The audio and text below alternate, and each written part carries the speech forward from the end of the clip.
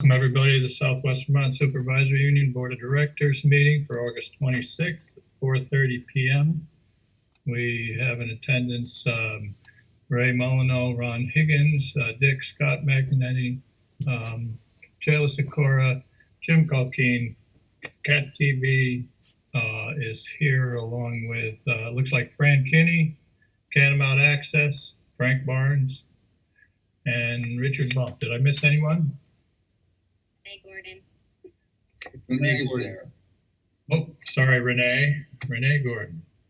I'll read the agenda and we will look to amend that agenda following that. Item 1 is public comments. Item 2 is finance and operations related, which will include, besides treasurer's report, contract renewals, donations.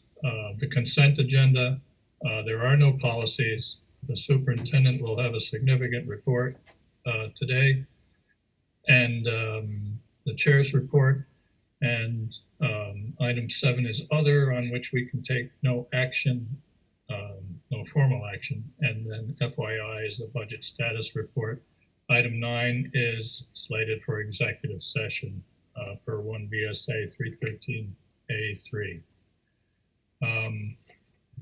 That agenda needs to be amended to add the nomination forms of Amy Goslin, the SVSU Executive Assistant to the Superintendent, David Birch, Special Education Head Teacher at On Point, Jessica Campbell, SVSU HR Finance Clerk, and Lee Smith, SVSU Reading Intervention Teacher, .3 at Woodford Elementary.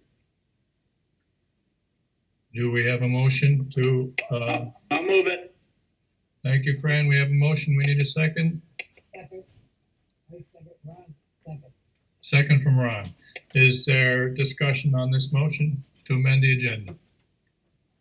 Seeing none, all those in favor, raise your hand or signify by saying aye. Aye. Those opposed? I hear no abstentions.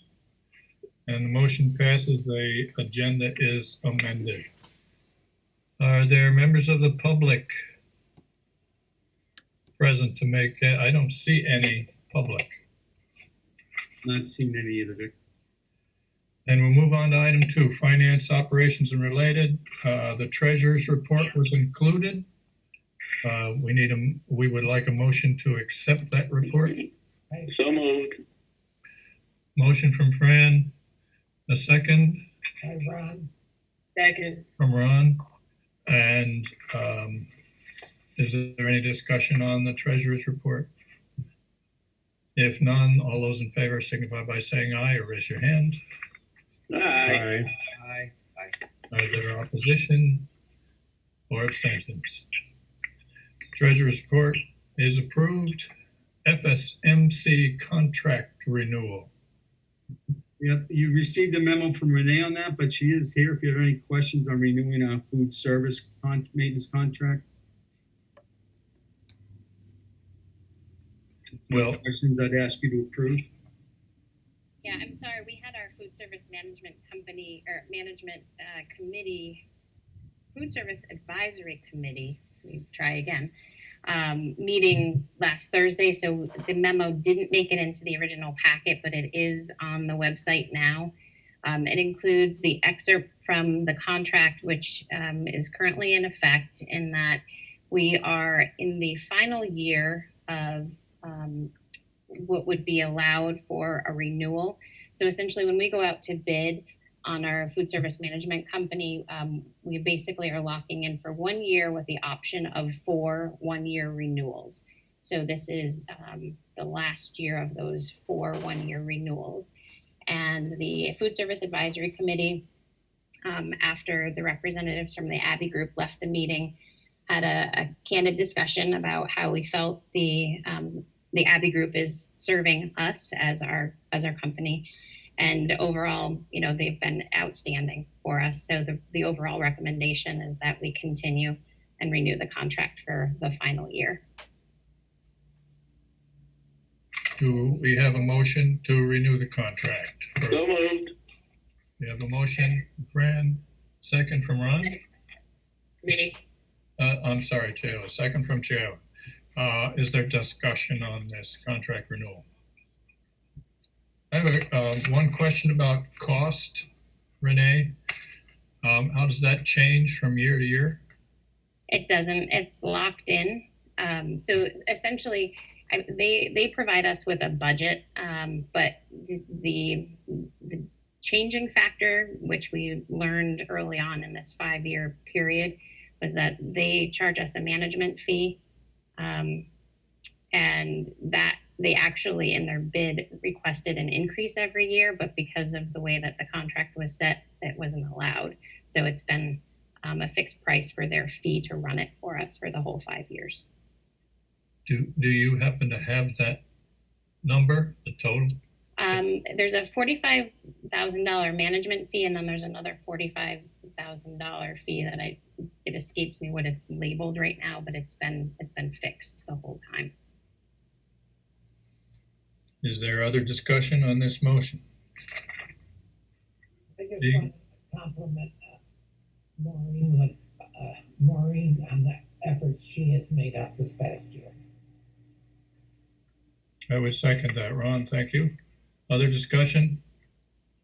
If not, all those in favor of the FSMC contract renewal signify by saying aye or raising your hand. Aye. Aye. Are there those opposed? I'm not opposed, but I kind of thought there was Renee was opening this up to thinking about that management fee. Since it's been fixed for 5 years. We can't. It's USDA guidelines that we have to follow. So Okay. we actually asked them early on if we could. Yep. And actually, we have a built-in guarantee as well. So the food service management company has to make us a minimum of $75,000 a year in the program. And if they don't, they actually have to cut us a check for the difference. Okay. Prior to COVID, we were looking like we weren't going to make that. So I actually went back to the procurement consultant with the agency to see if we could amend the contract. And he said, no, you are locked in from day one. And this is the last year, so we're still locked into that Correct. number. Okay. Yes. Sorry, I missed that. Okay, I interrupted. I'll vote for the contract extension. Right. You're abstaining, Ray? No, I said I would vote for it. Okay. So do we have a unanimous vote to approve this contract? Is that what Yes. it's? Okay. And no abstentions? Then the renewal for the FSMC contract has been approved. A donation for Gen Youth to the food service. My memory is that we already did this last meeting, did we not? We did. So when we originally applied for these grants, we were able to apply on behalf of each school. So the first check we received was actually for $4,000. So they awarded us 2 grants at $2,000 each, and then we thought it was over and done with. And then in the mail came another $2,000 check, also from Gen Youth. So they granted us another $2,000 grant. So it's overall $6,000 we've received from this organization in support of our food service operations. So you would like a motion to approve the $6,000? We actually only need to accept the 2,000 because 2,000. you did previously already accept the 4. Okay. Thank you. So moved. So we have a motion from whom? So moved. Ron, Ron. I'll second it. Okay, so a motion from Ron, second from Ray. Any other discussion on this motion? If not, all those in favor signify by raising your hand or saying aye. Aye. Aye. Aye. Those opposed? Was that an opposition, Scott? No. Aye.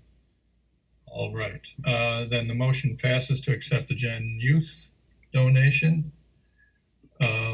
We are moving to the consent agenda, which has been amended All of the consent agenda includes warrants, leaves of absences, retirements, resignations, and nominations, and the amendment includes 4 nominations that Jim spoke about. I'll move it. So we have a motion from Fran, I'll second it, Ron. second from Ron. Is there any discussion on the consent agenda? Seeing none, all those in favor signify by saying aye or raising your hand. Aye. Aye. Those opposed? All those in favor, okay. So the consent agenda is approved. There are no policies. The superintendent's report. You're on, Jim. Good evening. So I think, many of you have heard this at your previous board meetings, and so I'll give the light view of the continuity of learning plan and where we are on it. And I also sent you all, and I hope you're getting the emails that I'm sending out to you on the continuity of learning plan. I gave you a document yesterday that had a lot of live links in it, and I heard from some board members that they were having trouble opening it. I did put into that email that you need to be reading this in your SVSU email to be able to open those links. So if you don't have it, because I did hear from a board member who, actually 2 now, that need to know what they don't regularly use their SVSU emails. So even though it's linked, so you get it because we behind the scenes like link your SVSU account to your private account, so it gets bumped along. So Frank Bonds is listening to this, so I'm going to make sure that Frank, that we get everybody their SVSU email if they haven't been using it, because I've just become aware that that's an issue, that if you're not reading it, you won't be able to see what the information that's on the links. And there's a lot of information on that continuity of learning plan. It's a 16-page document, and it is our house, as we have come to call it. I think it was Laura Boudreau that gave it that name, so I will give her credit for it. And it's where everything from how the status quo goes to what in-person instruction looks like, what's expectations for teaching, what attendance for staff looks like, attendance for students look like. So it's special education is there, social emotional care for our students are all in that document, and it represents a collectively a tremendous amount of work. So if there's any, as I said in my email, if there's any questions about a link that isn't open, it's probably because it's not completed yet, or it contains information that really is not public domain at this time, because it may have information that is too specific, and we have to, we can't have anything that may identify anybody that's in that. So if you have an interest in it, let me know, and I will, as I said in the email, I'll review that. One thing that we've heard in our continuity learning plan, like at the MAU meeting last week, I heard from some parents and some emails since then that they felt that there was a lack of communication, and particularly from around their schools. Because I can tell you that we send something, the SU sends something out every Friday at a minimum to both staff and to families. And we archive everything that we send out, and our archive right now is 161 pages long. Now that's not 161 communications, because some are multiple pages, but it really, if we go back, my first communication to families and staff and boards was February 28th on this. So that how far back this goes. That said, obviously, if people feel that we're not communicating some of the details that they need, we need to step up what we're doing. I have some hope that because principal school letter and welcome back to school letters went out Monday, that hopefully that will alleviate a lot of concerns, and people were understandably panicking as the start of school started to come. But remember, school is 2 weeks later than what it normally would be. So those letters went out Monday, and I know the high school schedules were set to go out by 3:30 today. hoping that that did happen. I haven't confirmed that yet. And as our teachers are now back into the buildings, or at least working remotely again, communication with families will improve, because the teachers will be the ones that actually are going to be building these relationships with their students, as they always have. So I'm hoping that we'll get more feedback and we'll be able to get more communication. So what I sent you today was another attempt for us to, because some people said, like, why don't we have a public forum and people can come and ask questions? We're not really haven't figured out how we can do that with 3,000 students yet. So what we did today is we sent out another family survey, and this one is a much more simple form. Put your questions on it, and hopefully people are listening to this at home and will see that survey and respond to it. One question at a time, so then we can archive it that way. And we will start building frequently asked questions. I have a team of administrators will look at these, and depending on what specialty that I meant, like if it's a special ed question, obviously who would answer that. If it's a scheduling action, we may reach out to that individual school principal and say, here's the question, we need to put this on our FAQs, so that it isn't just SU centered, because now that our students are getting closer to returning, whether remotely or in our buildings, they need more specific building-based information, and I acknowledge that, and that's what the attempt of this survey. And as I said to you in my email, the first family survey we did, we had 1,400 responses. So I don't imagine that even though we're asking email addresses, I don't imagine that we'll be able to answer everyone. That's why it'll be in the FAQ. But if there are some specific questions that need to be addressed, that we'll have a way to get back to who was asking the question, and the team of administrators, whoever the question is more specialized to, hopefully they'll be able to help with that response. So I have to tell you that I'm proud of the people I work with, and proud of our principals. They have put in a summer and it's not summer, I mean spring and summer, put in a spring and summer like no one ever asked for.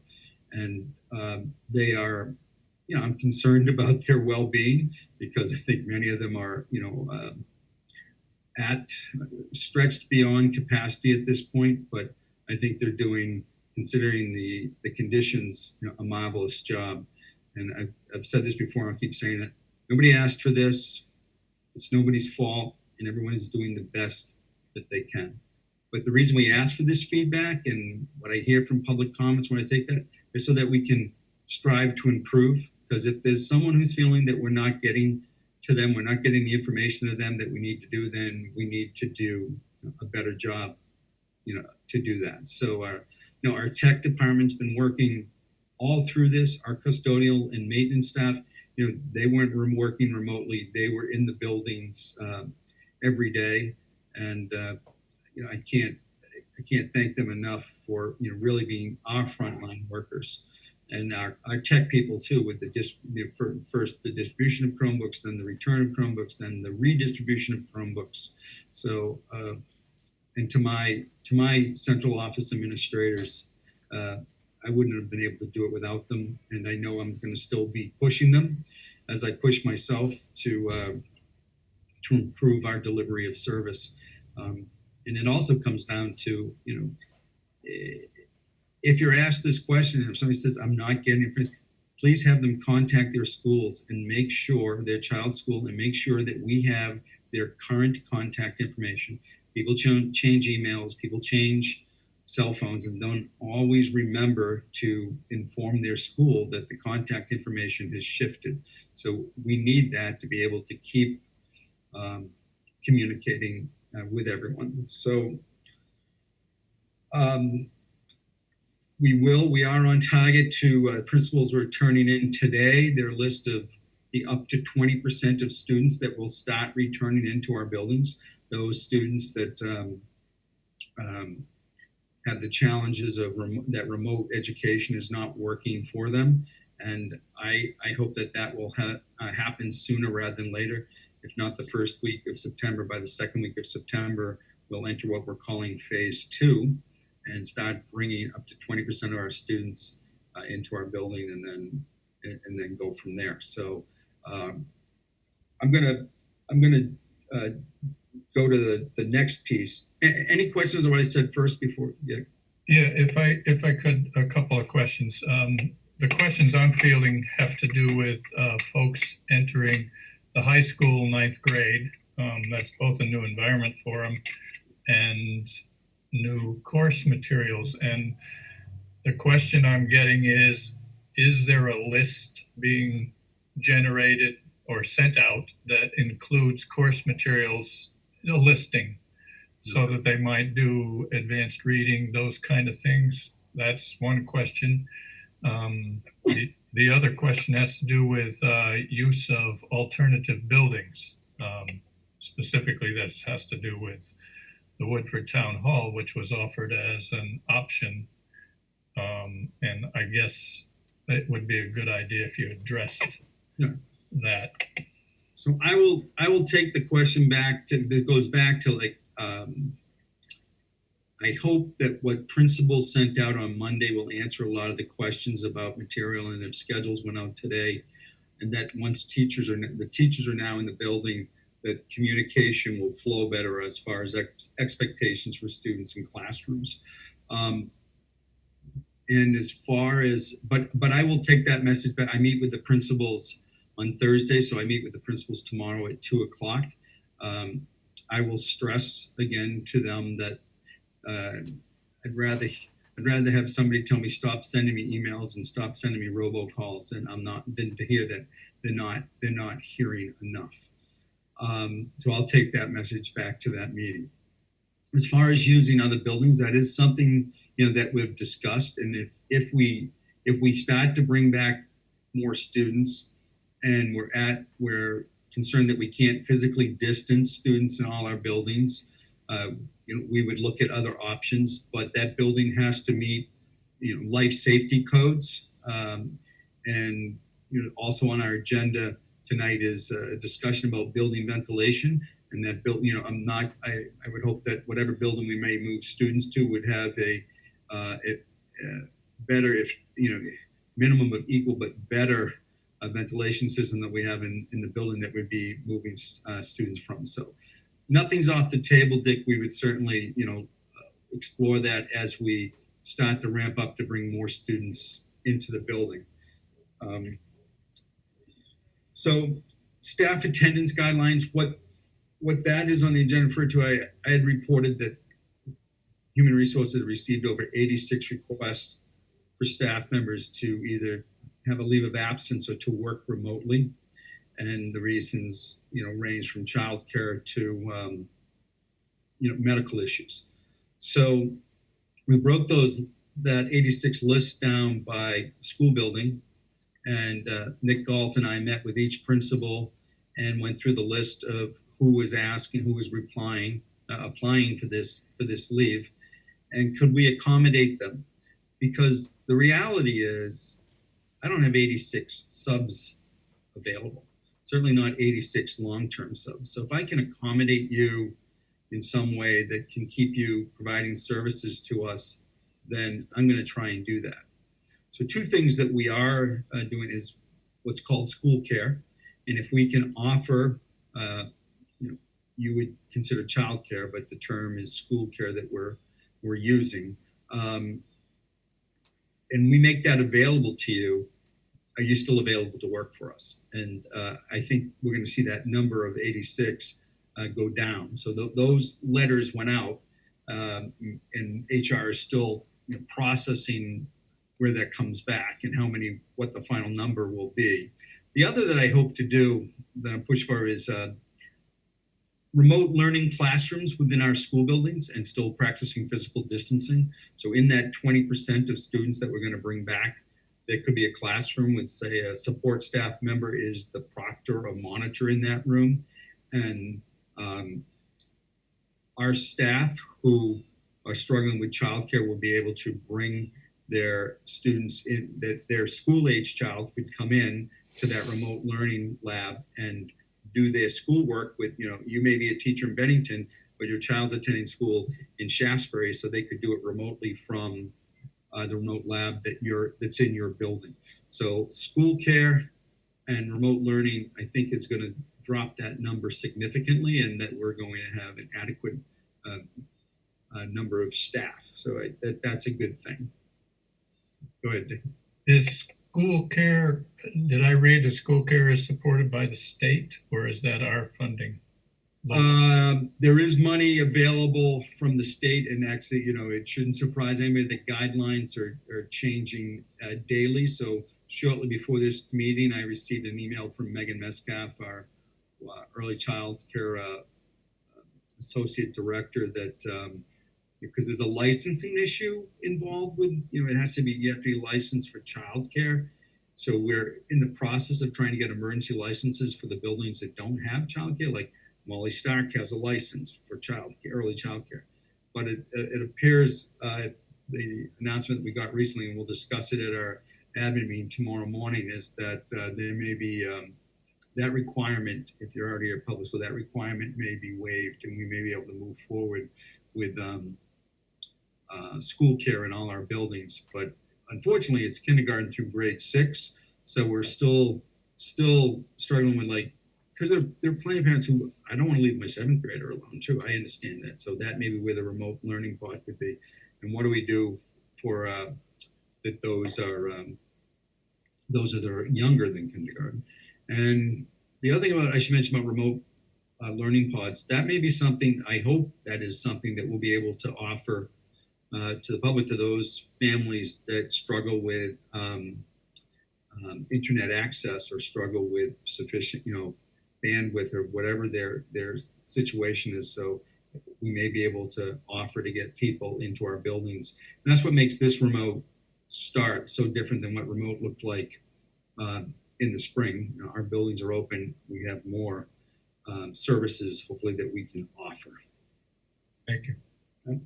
So next on my report is the building ventilation review. And I'm always happy to have somebody else speak when I can be quiet. And so I asked Renee to join us, because she I'll give you a little history. When we had, for those from Bennington, we used the engineer who did the engineering study to bring ventilation to the 3 Bennington elementary schools 4 or 5 years ago. Toured our buildings, created a report, which Efficiency Vermont, which is controlling the $6 million fund for building ventilation, rejected as lacking specifics, and wanted us to go a route of bringing contractors into the building to look and see what could be more low-hanging fruit projects than a big renovation project like that happened in Bennington. So that set us back a little. And then our Efficiency Vermont person is on vacation this week, which gave us a little breathing room to get some contractors into the building. And that's where I'm going to turn over to Renee to give you where we are up on that update. Renee? Yes, so I had asked all of our facilities directors that are in charge of schools that have high ventilation concerns to reach out to local contractors, set up appointments with them, get them in the buildings, have them prepare proposals, and get them to me by today. So just a small task within the past 3 days that I asked them to take care of. I don't have everybody else wants at the same time. Exactly. I don't have everything in hand yet, but the plan, so Alexandra Rowe is our consultant with Efficiency Vermont, and she actually will be preparing and submitting our grant application on our behalf. So she's out of the office until Friday, so I told her I would work with all the facilities directors to assemble all the information. So that being our proposals from our contractors, as well as any upgrades in buildings that don't actually need a construction project. But for instance, in the 3 Bennington elementary schools that have the upgraded systems already, we can benefit from changing the filters on those units to MERV 13 filters. So we're including that in the report. So I'm going to work to assemble all of that tomorrow. And have that in Alex's inbox. And she said that when she returns Friday morning, she will commit to working on the SU's grant application. And then from there, we just have to wait and see what kind of funding they're going to give us and what we can do. So for those of you that aren't aware, the funds that Efficiency Vermont are basically managing on behalf of the state are coronavirus relief funds, so commonly referred to as CRF. These funds expire December 31st. So any of the work that we're looking to do has to be complete by December 31st, which is no small feat. Which I was talking Renee off a cliff this afternoon over when she got off that on the phone call. So that's pretty much all I have to report at this point. I don't have, specifics as to, what direction we're going with what buildings, but basically still in the planning process right now. I'm just trying to assemble all the data so we can get the grant application submitted and see what we'll be able to get for available funding and then race to get it all done.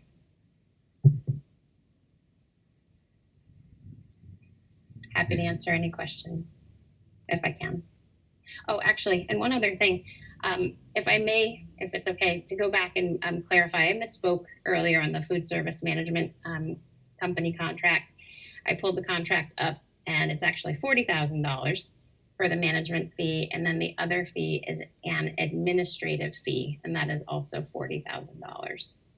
So that's essentially what we're paying the Abbey Group, and then they have a guaranteed return of $75,000 on our program. Is it necessary to amend that motion to specify $40,000? I don't think we talked about the cost anyway. We just talked about approving. It's fixed, so I don't think it matters. It's a fixed cost, but you can certainly do that if you'd like. I don't think it's necessary I agree. to amend it.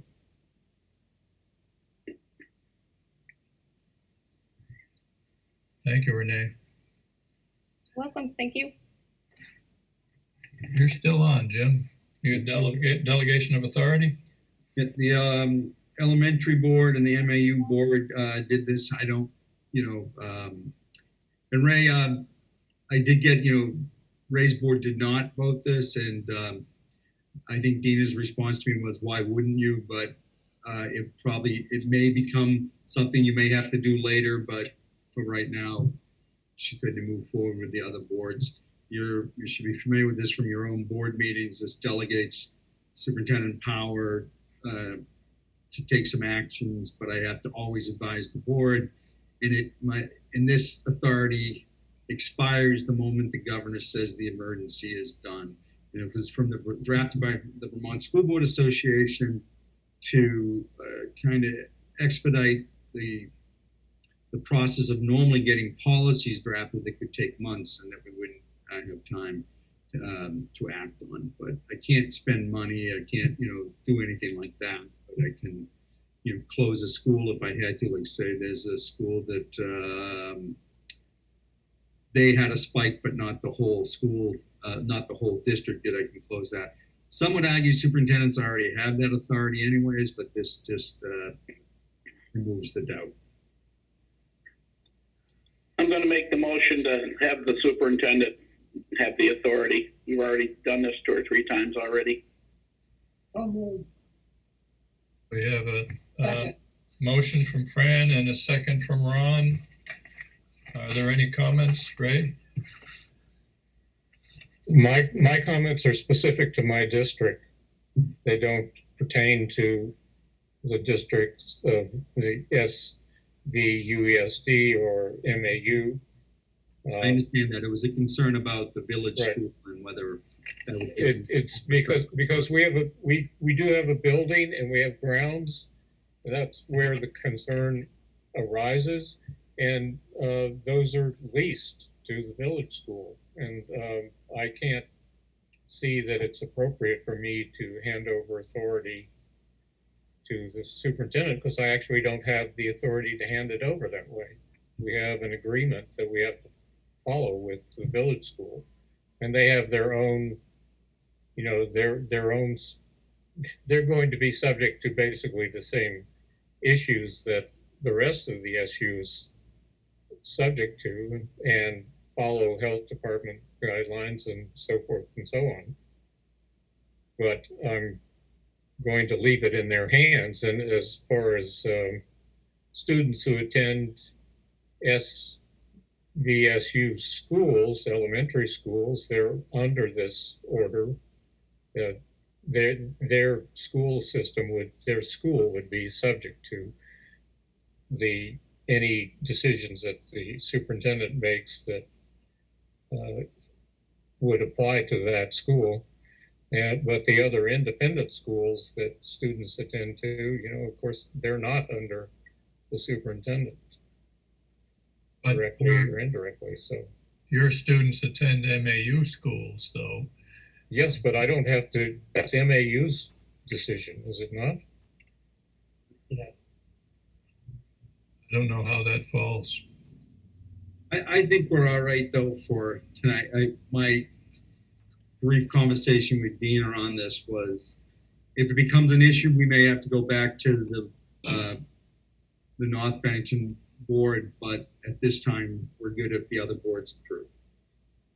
Well, it sounds I think I'm just going to abstain. At our board, we put it on the table, put it back on the table. But I don't think this resolution, like many resolutions that the School Board Association comes up with, apply to non-operating districts in many respects, because they have a totally different situation. And so I just don't want to muddy the waters with respect to the lessor at the village school is the lessor. well, we do have a motion on the floor and we do have a second. And it sounds like we have already approved this for MAU and the SVU ESD, just rolled off your tongue. So we either withdraw the motion or we vote on it. Well, you can vote. I'm not going to say no. I'm just going to abstain. Okay, with a motion and a second, all those in favor signify by saying aye. Aye. Aye. Those opposed? And abstentions? Great. All right, thank you. And the other thing I want to talk about is our relationship with both our Teachers Association and our Support Staff Association. We continue to meet weekly with them, with Nick Galt and Laura Boudreau are often in those meetings too. And I find I can't praise their leaders enough for their ability, although we don't always agree. We have always agreed to keep communicating with each other. And we've met, I think, every week this summer as we prepare to open schools. The task that we're trying, one of the tasks that we're trying is a memorandum of understanding about what working conditions may alter or be like, what safety may be like. I've sent you emails on, the first draft. Our attorney was recommending that we don't sign because of the difficulties of delivering some of the things that it was asked for in that memorandum of understanding. And I can understand, people are concerned, afraid, it's unknown. So we sent back, I think, draft 3 of that earlier this afternoon to the Teachers Association, and we'll meet with them again next Monday. I think we're close. It's down to like a 2-page document.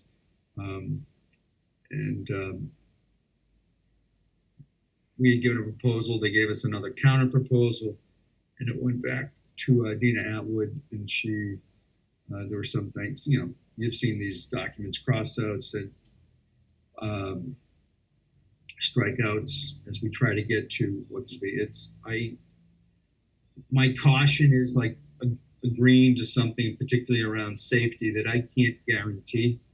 And so I would be unable to sign, a document like that other than pledge that we will do our best to attempt to, the current public health guidance of that time. And so again, I just like, their willingness to negotiate with us over wage concessions earlier in the spring to avoid riffing.